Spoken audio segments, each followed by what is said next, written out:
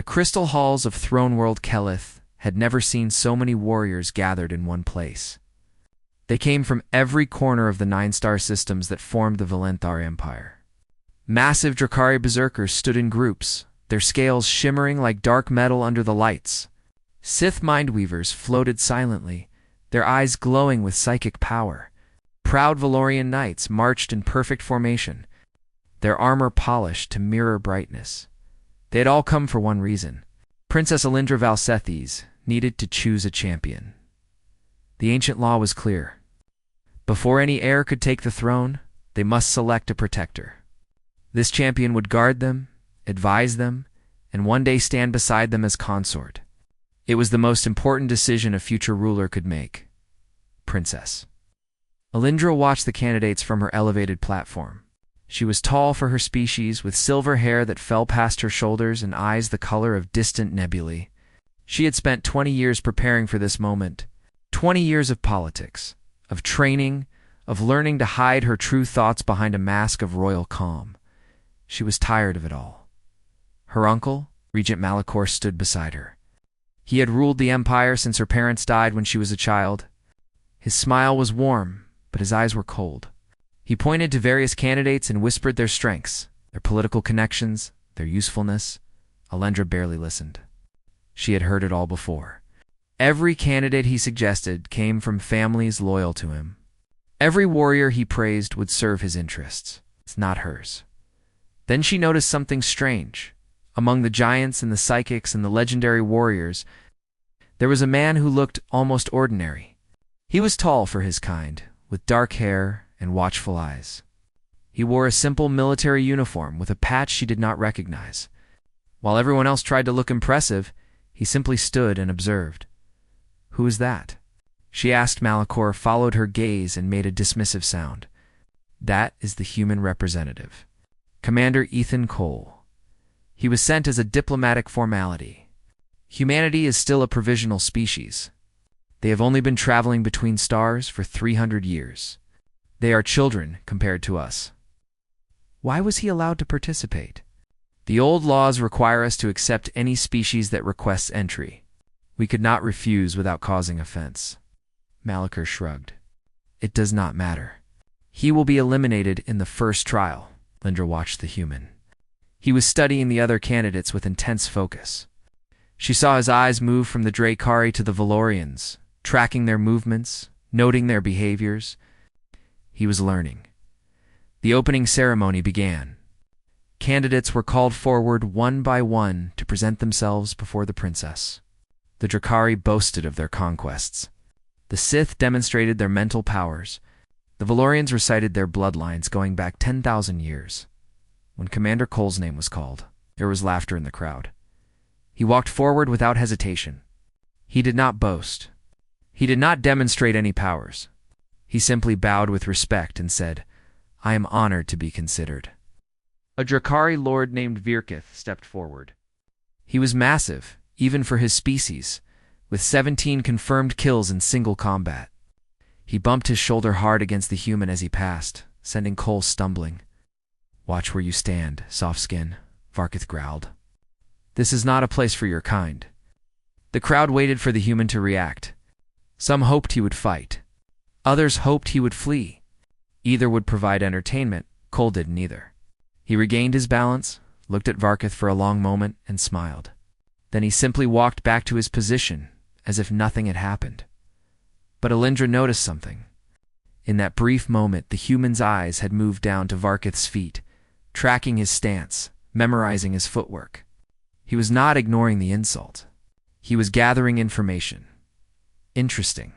The ceremony continued. But Alindra found her attention returning to the human again and again. There was something different about him. The other candidates looked at her and saw power. They saw the throne, the empire, the political advantage of being chosen. Their desire was obvious. The human looked at her differently. When their eyes met across the crowded hall, he did not look away in submission or stare with ambition. He simply met her gaze as if she were a person, not a prize. It was such a small thing. It meant everything. That night, Alindra retired to her chambers with troubled thoughts. She knew what her uncle wanted. She knew what the court expected. She was supposed to choose a champion from one of the approved bloodlines. Someone controllable. Someone who would help maintain the power structure that kept Malachar influential even after her coronation. She was so lost in thought that she almost missed the alert. A security breach in the humans' quarters. By the time the guards arrived, it was over. They found Commander Cole standing calmly in his room. On the floor lay an assassin dressed in black, very clearly dead. What happened? The guard captain demanded. Cole pointed to a broken dinner utensil on the ground. He came through the window. I was eating. I used what I had. The guards examined the assassin. He was a professional. Enhanced reflexes, military training, top-quality equipment. He should have killed an unarmed human with ease. Instead, the human had killed him with a fork and a bedsheet. The captain stared at Cole with new eyes. How on earth, we have a saying, Cole replied. It is not the size of the dog in the fight. It is the size of the fight in the dog. Words spread through the court like fire. The candidates who had laughed at the human grew quiet. The Drakari who had mocked him began to watch him more carefully. The Valorians whispered among themselves. In her chambers, Princess Alindra heard the news and smiled for the first time in months. Perhaps this selection would be more interesting than she expected, and far away. In his own quarters, Regent Malachar received his agent's failure report. His smile faded. The human was supposed to be an easy target, a message to other lesser species about knowing their place. Instead, the human had become a threat. Malachar began making new plans. The trials would begin soon. There would be other opportunities. Accidents happened in the selection. They happened all the time. The human would not survive to see the end. But Malachar had made the same mistake as everyone else. He looked at Ethan Cole and saw a representative of a young, weak, primitive species. He did not see what humanity really was. He would learn that selection had 5 trials: combat, strategy, endurance, wisdom, sacrifice, for thousands of years. Only the elder races had ever completed all 5. The younger species always failed somewhere along the way. Everyone expected the human to fail at combat. The arena was a massive structure that could change its shape and gravity at will. One moment you might be fighting on solid ground. The next moment, you could be floating in zero gravity, while the floor became the ceiling. It was designed to test adaptability as much as fighting skill. The candidates were not fighting each other. Not yet. First, they had to face the beasts. The war beasts were created in laboratories specifically for the selection. They were massive creatures with armored hides, multiple limbs, and enough strength to tear through metal. Their only purpose was to kill Princess Alindra. Watch from the royal viewing platform as candidates entered the arena one by one. The Drakari warriors met the beasts with raw power, smashing and clawing until the creatures fell. The Sith Mindweavers attacked the beasts' minds, driving them mad with psychic pain. The Valorian knights used ancient techniques passed down through generations, finding weak points in the creature's armor. All of them killed their beasts. All of them passed. Then Commander Cole entered the arena. His beast was released. It was larger than the others, with 6 legs and a head full of teeth. It charged toward him with terrifying speed. Cole did not run. He did not attack. He stood very still and watched the creature approach.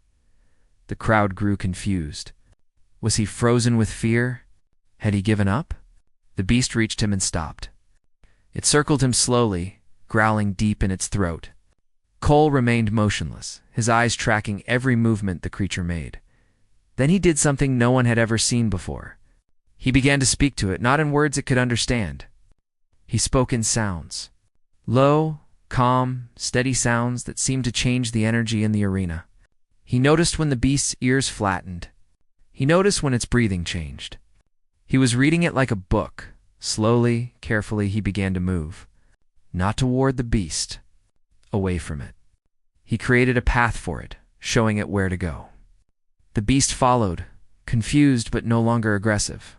Step by step, Cole guided the massive creature toward the holding area where handlers waited. The beast walked into containment. Without a single blow being struck, the arena fell silent. The judges did not know what to do. There was no rule against what Cole had done. The trial required candidates to achieve victory over the beast. It did not specify how. "This is absurd," Lord Varketh shouted from the waiting area. He did not fight. He did not prove anything. But Princess Alindra leaned forward with fascination. He proved that he could understand a creature he had never seen before. He found a solution that required no violence. That is not weakness. That is intelligence. The judges deliberated for an hour. In the end, they had no choice. Commander Cole had technically passed the combat trial.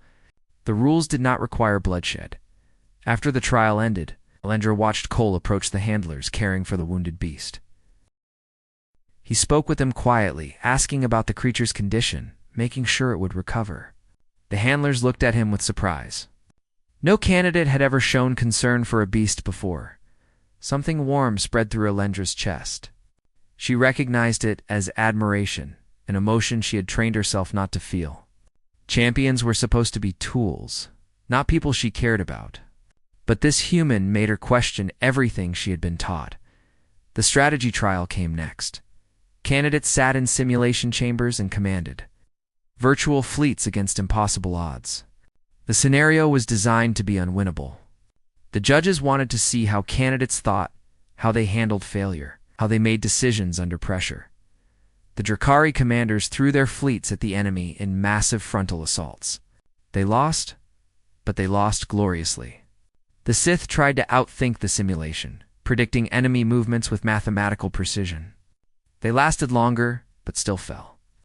The Valorians used traditional tactics refined over centuries.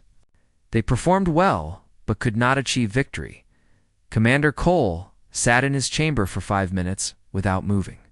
He studied the battlefield. He analyzed the enemy positions. He reviewed his available resources, then he attacked in a way no one had ever seen. He split his fleet into dozens of small groups. He sent false signals to confuse enemy sensors. He sacrificed worthless ships to create debris fields that blocked enemy movement. He made the enemy think he was weak, then struck from unexpected directions. The Valenthari admirals watching the simulation grew increasingly disturbed. The human was not fighting with honor. He was fighting to win. Cole used something he called a crazy Ivan. He ordered his flagship to spin wildly and change direction at random, breaking all predicted movement patterns. The enemy's targeting systems could not track him. While they recalculated, he struck their command ship. He did not just win. He shattered every record in the trial's history. Lord Varketh watched the results display with fury burning in his eyes. This human was making fools of them all. Every victory he achieved was an insult to the warriors who had trained their entire lives for this moment. That night, Varketh approached Cole in the candidate's quarters. "You man," he growled. "You hide behind tricks and deception. You are not a true warrior. I challenge you to an honored duel." The room grew quiet. An honor duel was technically illegal during the selection. But when a lesser species was involved, the authorities usually looked the other way. If Cole refused, he would be seen as a coward. If he accepted, he would likely die. Cole looked at the massive Drakari lord. Varketh was twice his size, with natural armor and claws that could cut through steel. No human had ever defeated a Drakari in single combat. "I accept," Cole said calmly. "But I choose the terms. The duel will be fought in complete darkness," Varketh laughed. His species had thermal vision. They could see heat signatures and pitch blackness. The human had just handed him an even greater advantage. "Agreed," Varketh said. "Tomorrow night. The empty training hall. No witnesses except those we each choose." Cole nodded and walked away. Watching from the shadows, one of Alindra's handmaidens hurried to report what she had seen. The princess needed to know. The human had just accepted a death sentence, or had he? Alindra received the news and felt her heart race with fear. She wanted to stop the duel, but she could not. Any interference would make Cole look weak and destroy his chances in the selection. All she could do was wait and wonder what the human was planning, because he was definitely planning something. She had watched him long enough to know that. Ethan Cole never made a move without a reason. The darkness was supposed to be Varkoth's advantage. Alindra suspected the human saw it differently. The training hall was sealed and emptied. All lights were disabled. The darkness inside was absolute, so deep that even the walls seemed to disappear into nothing. Lord Verketh entered from one side, his thermal vision painting the world in shades of heat. He could see everything. The cool walls, the warm air currents, and somewhere across the room, the glowing heat signature of a human body. Commander Cole entered from the other side. Completely blind, the witnesses gathered outside, watching through thermal sensors. Princess Alindra stood among them, her hands clenched tight enough to hurt. She did not understand why Cole had chosen this battlefield. The darkness should doom him. The duel began. Varkoth moved forward, a predator stalking easy prey. His feet made almost no sound on the smooth floor. His eyes tracked Cole's heat signature as the human stood motionless in the center of the room. Was he praying? Waiting for death? Varkoth did not care. He circled around, approaching from behind. An easy kill? A lesson for all the lesser species who thought they belonged among their betters. He raised his claws and struck. His claws cut through empty air. Cole had moved. Somehow, without seeing, he had stepped aside at the exact right moment. Varkoth spun, confused. The human's heat signature was now behind him. How had he moved so fast? How had he known? He struck again. Again, Cole was not there. For 3 minutes, this dance continued. Varkoth attacked with all his speed and strength. Every strike missed. The human seemed to flow through the darkness like water, always one step ahead. Then Verketh felt something he had never felt before in single combat. Fear? How are you doing this? He roared into the darkness. Cole's voice came from somewhere to his left. Your people evolved on a bright world. You developed eyes that see heat because your sun was too harsh for other vision. But my people evolved differently. Varkoth spun toward the voice and attacked. His claws found nothing. Humans came from a world with seasons, Cole continued, his voice now on the right. Half the year, our nights were long. Our ancestors hunted in darkness for 100,000 years before we ever discovered fire. Another attack. Another miss. We learned to use our ears, Lord Varkoth. We learned to feel vibrations through the ground. We learned to sense air currents on our skin. We learned to build a picture of our environment without ever seeing it. Varkoth was breathing hard now. Sweat covered his scales. Every attack drained his energy while the human seemed fresh and calm. But most importantly, Cole said, his voice suddenly very close, we learned to listen to our enemies breathe. Varkoth felt a hand close around his wrist. His own arm was twisted with surprising strength. He felt himself falling, felt the cold floor against his back, felt the point of his own blade pressing against his throat. The lights came on, Commander. Cole stood over the defeated Drakari, holding Varkoth's sword at his neck. The human was not even breathing hard. His eyes were calm, almost sad. I could kill you, Cole said quietly. By your own laws, I have that right. Varkoth closed his eyes and waited for death. He had been beaten fairly. He had no complaint, but the killing blow never came. Cole stepped back and offered his hand to help Varkoth rise. I did not come here to kill anyone. I came to prove that humans deserve respect. You can give me that respect alive better than dead. Varkoth stared at the extended hand for a long moment. No one had ever shown him mercy in combat. It was not the Drakari way, but something about this human made him reach up and accept the help. As he rose to his feet, Varkoth looked at Cole with new eyes. You are not what I expected, human. We never are, Cole replied. News of the duel spread through the court like fire in dry grass. The story changed with each telling, growing more dramatic, more impossible. By the time it reached the common people, they were saying the human had defeated 20 Drakari in the dark using only his bare hands. The truth was impressive enough, Princess. Alindra summoned Cole to a private meeting in her garden. It was one of the few places in the palace not monitored by her uncle's spies. They walked among glowing flowers that bloomed only in darkness, speaking quietly. "You continue to surprise everyone," she said, "including me." Cole smiled slightly. "I am just doing what I have to do. The same as anyone." "No, not the same." Alindra stopped walking and faced him. "The others fight for glory, for power, for political advantage. You fight differently." "Why are you really here, Commander Cole?" He was silent for a moment, considering his answer. "My people are new to the galaxy. Most species see us as children at best, vermin at worst. If I fail here, it confirms what they already believe. If I succeed, maybe they will think twice before dismissing us. So you fight for your entire species?" "Someone has to." He looked at her with those steady eyes. "But that is not the only reason I stayed." "What else?" "I watched you during the opening ceremony. The way you looked at the candidates, the way you looked at your uncle. You are not free, Your Highness. You are surrounded by people who want to control you." "I know what that feels like." Alindra felt her throat tighten. No one had ever seen through her mask so easily. "You are very observant. Humans have to be." "It is how we survived." She made a decision. Perhaps it was foolish. Perhaps it would destroy everything. But she was tired of playing safe, tired of being a puppet waiting for her strings to be attached. She told him the truth. Every selection, in living memory, had been corrupted. Her uncle had manipulated the trials, eliminating candidates who might be loyal to her, advancing those who would serve his interests. The champion was supposed to protect the monarch. Instead, for generations, the champion had been the regent's spy in the royal household. "If I choose any of the approved candidates," Alindra said, "I become a queen with no power. A face on coins while my uncle rules from the shadows."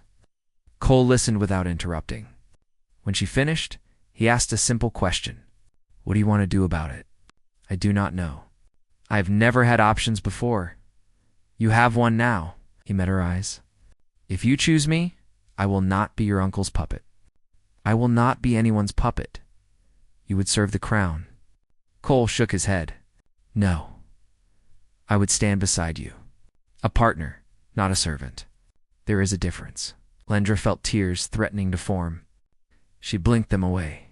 Princesses did not cry. But this human, this representative of a species barely out of its infancy, had just offered her something no one else ever had. Choice, the next trial, was endurance.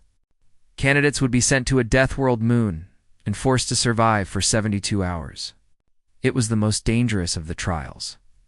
People died every selection. That night, Alindra received a message from a spy in her uncle's network. Malachar had arranged for Cole to have an accident during the endurance trial. Professional assassins would ensure he never came back. She could not warn him. Any communication would be monitored. If she tried to help him directly, Malachar would know she had turned against him. All she could do was watch, and hope that everything she had heard about humanity was true. They called them the stubborn ones, the species that refused to die tomorrow. Ethan Cole would have to prove they had earned that name. The moon of Kethrel was a place, designed by nature to kill anything that walked upon it. The air burned the lungs. The temperature swung from deadly hot to deadly cold every 6 hours. The creatures that lived there had evolved specifically to hunt and kill anything that did not belong. 12 candidates were dropped onto, surface with minimal supplies and simple instructions. Survive for 72 hours. Reach the extraction point. Do not die. Within the first 12 hours, half of them activated their emergency beacons and were taken away in defeat. The moon was too much for them. They chose shame over death. By the end of the first day, only 4 remained. A Valorian knight named Sir Torvald, who had won 17 tournaments on his homeworld. A Sith mindweaver called Selenix, whose psychic powers had crushed every opponent in the mental trials. Lord Varkith, who had refused to quit despite his humiliating defeat to the human. And Commander Ethan Cole. They were scattered across the moon's surface, each fighting their own battle for survival. Cole had found shelter in a cave during the first thermal swing. He had gathered what food he could find and created a water collection system from his limited equipment. He was tired and hungry, but he was alive. Then the assassins came. There were 3 of them. Genetically enhanced killers with military-grade equipment and years of training. They'd been waiting on the moon before the trial even began. Their orders were simple: kill the human and make it look like an accident. They found Cole's cave just after nightfall. Cole heard them coming. The slight disturbance in the air, the soft crunch of gravel under careful feet. He grabbed his makeshift weapon and prepared to fight. But 3 against 1 with proper weapons was no contest. They overwhelmed him in seconds. A blade cut deep into his shoulder. Another slashed his leg. They destroyed his supplies, smashed his equipment, and damaged his emergency beacon beyond repair. Nothing personal, the lead assassin said. Just business. They left him bleeding on the cave floor, expecting him to die within hours. The cold would finish what they had started. Cole lay in the darkness, feeling his blood leak onto the stone. He could feel death waiting just outside, patient and cold. It would be easy to close his eyes and let go. No one would blame him. No one would even know what really happened, but humans were not built that way. With shaking hands, Cole pulled himself upright. He tore strips from his clothing and bandaged his wounds. He found a sharp rock and heated it in the remains of his fire until it glowed red. Then, biting down on a stick to keep from screaming, he pressed the hot rock against his wounds to seal them shut. The pain was beyond anything he had ever experienced. But he did not die. He did not quit. He crawled out of the cave and into the hostile night. For the next 48 hours, Ethan Cole survived through nothing but pure human stubbornness. He could not walk properly, so he crawled. He could not hunt with his injured arm, so he built traps from bones and plant fibers. He could not find safe water, so he tracked the local predators to their watering holes and waited for them to leave, the assassins realized. Their mistake on the second day: they had underestimated human endurance. They tracked him through the wilderness, expecting to find a corpse. Instead, they found signs of survival: traps, shelters, evidence that their target was not only alive but thriving. They moved to finish the Cole was ready. He had spent 2 days learning this moon.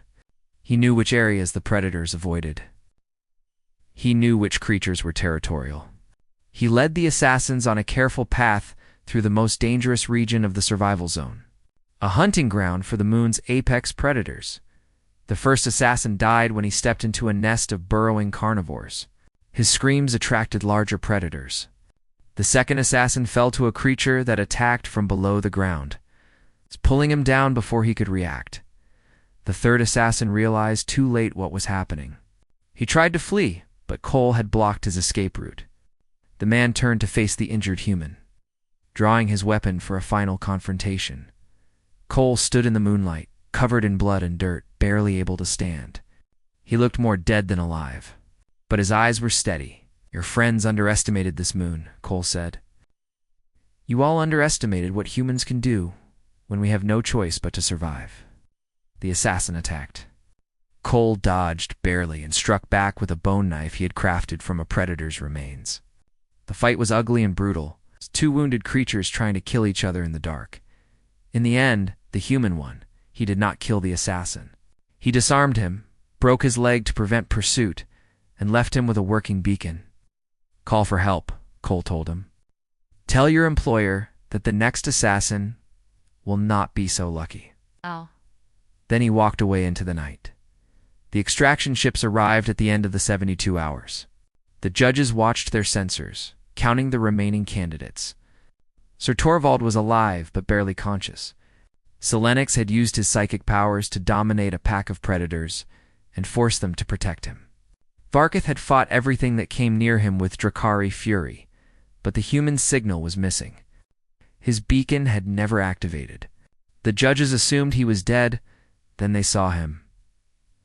Commander Cole walked out of the wilderness carrying Sir Torvald on his back. The Valorian knight had been injured during the second day and could not reach extraction on his own.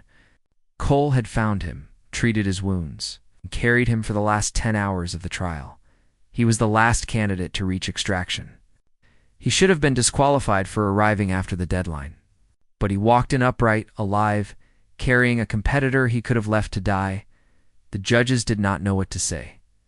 Princess Alindra watched from the orbital station, tears streaming down her face. She did not bother to hide them anymore. She had watched the human's beacon go dark and assumed the worst. She had spent 2 days believing he was dead. And now, here he was. Half destroyed but unbroken, proving everything the galaxy believed about humans was wrong. They were not weak. They were not primitive. They were survivors. The final trial was sacrifice. Candidates had to demonstrate what they would give up for their charge. It was traditionally ceremonial, symbolic gesture involving family heirlooms or sacred oaths, but Alindra knew her uncle would not let Cole reach the ceremony. Malachor was desperate now. His assassins had failed. His plans were falling apart. He would try something more direct. She had to act first. That night, Princess Alindra made a decision that would change the Empire forever.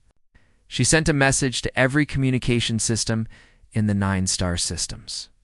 She requested an emergency assembly of the royal court, and she prepared. To do something that had not been done in 3,000 years, she was going to reject the selection. Before it was complete, she was going to choose her champion herself. She was going to choose the human. Royal court assembled in the Great Hall of Throne World Kelith. Representatives from every species in the Empire gathered beneath the crystal ceiling that showed the stars themselves. Lords and ladies, warriors and diplomats, all waited to hear what emergency had caused this unprecedented gathering. Princess Alindra walked to the ancient speaking stone at the center of the hall. This stone had heard the words of 1,000 rulers across 10,000 years.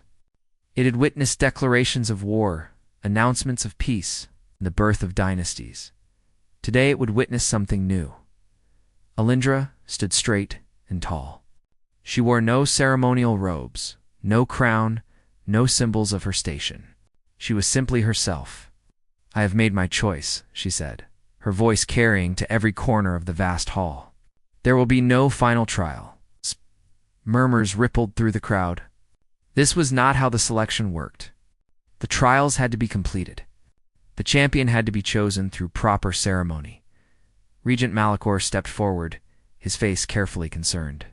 "Your Highness, the ancient laws require—" "I know what the laws require," Lendra's voice cut through as like a blade. "I also know what has been done to those laws over the past 50 years.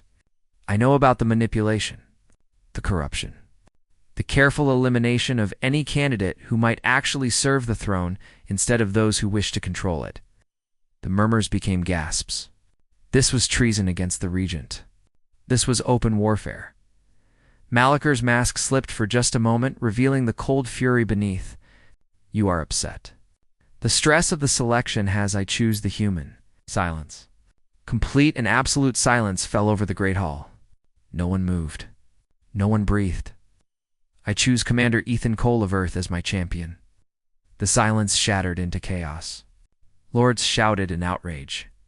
Diplomats protested that a provisional species could not hold such a position. Malachor's allies rose to their feet, demanding the choice be invalidated. Through it all, Ethan Cole walked forward from the back of the hall. He moved slowly, still bearing the wounds from his survival trial. But he walked with his head held high. He did not speak to the lords who screamed at him. He did not address the diplomats who sneered at him. He walked past them all until he reached the speaking stone, and then he turned to face the crowd. "You measure worth in bloodlines," he said. His voice was not loud, but something about it made everyone listen. "You measure worth in power and ancient tradition and political connection. You look at my people and see children, primitives, creatures barely worthy of notice." He looked at them all. These representatives of species that had conquered stars while humanity was still learning to make fire. "My people measure worth differently. We measure it in what you are willing to sacrifice for others. We measure it in the battles you fight when victory seems impossible. We measure it in the choice to show mercy when you have every right to kill." He turned to Princess Alindra. "Your Highness, I am not a warrior born into glory. I am not a psychic who can crush minds with thought. I am not ancient or powerful or impressive by your standards. He took a breath. But I will stand beside you against anyone who threatens you or your people. Not because duty requires it. Not because law demands it. Because I choose to. That is what humans do. We choose. Malachor had heard enough. He raised his hand, and armed guards began moving through the crowd toward the speaking stone. Arrest this creature, he commanded. The selection is corrupted. The princess has been manipulated. I am invoking emergency powers as Regent too. You have no power here. The voice came from the captain of the royal guard.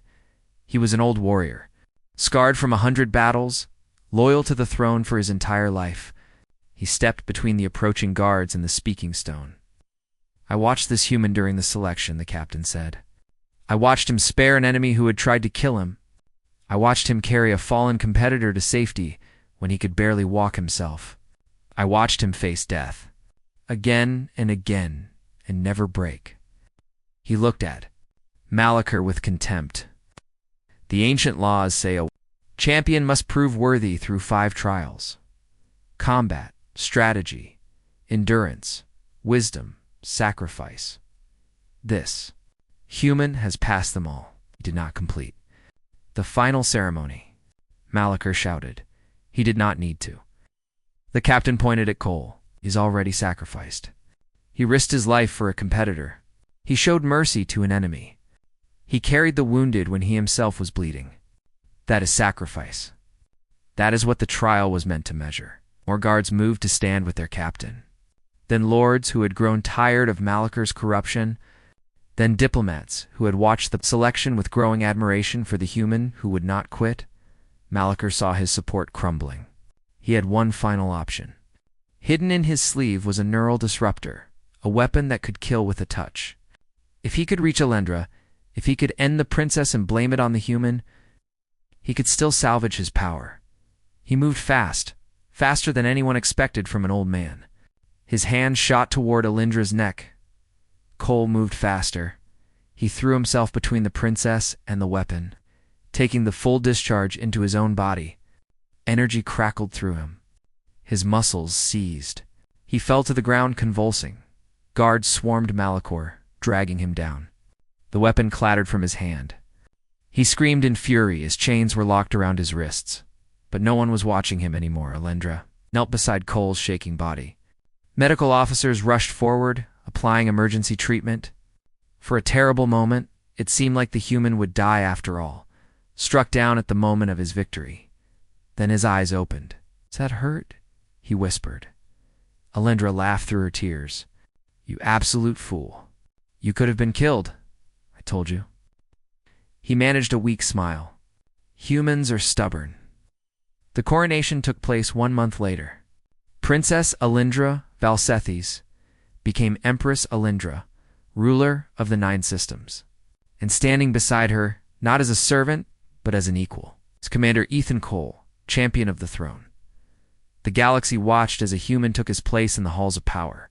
Ambassadors from a dozen species requested audiences with him. Treaties were signed. Alliances were formed. Humanity was no longer a provisional species to be ignored. As they walked through the cheering crowds after the ceremony, Alendra leaned close to her champion. "Do you know what they are calling your people now?" Cole raised an eyebrow. "What?" "The stubborn ones. The species too stubborn to know when they have lost." Cole laughed. It was a good laugh, full of warmth and life. "They have no idea how right they are." "Tell me something," Alendra said. "When you accepted the challenge to come here, when you faced all those trials, did you ever really believe you could win?" Cole considered the question. "Honestly, no. I thought I would probably die. But that was never the point." "Then what was?" "To show that we could try. That we would try. That no matter how impossible the odds, humans will always step up and fight." He looked at her with those steady eyes she had come to love. "Sometimes that is enough. Sometimes trying is the victory." Alendra took his hand. "Well, Commander Cole, what do we do now?" Cole looked out at the stars, at the vast empire that now looked to them for leadership, at the infinite possibilities spreading before them. He said, We show them what humans and their allies can build together. We show them that the universe is not just for the ancient and the powerful. We show them that anyone from any world can reach the stars. He squeezed her hand, and we do it together. The crowds cheered. The Empire celebrated. And somewhere in the vastness of space, billions of humans looked up at the news broadcasts, showing one of their own standing beside an empress. They smiled. They were not alone anymore. They were not ignored or dismissed or forgotten. They were part of something greater, and this was only the beginning.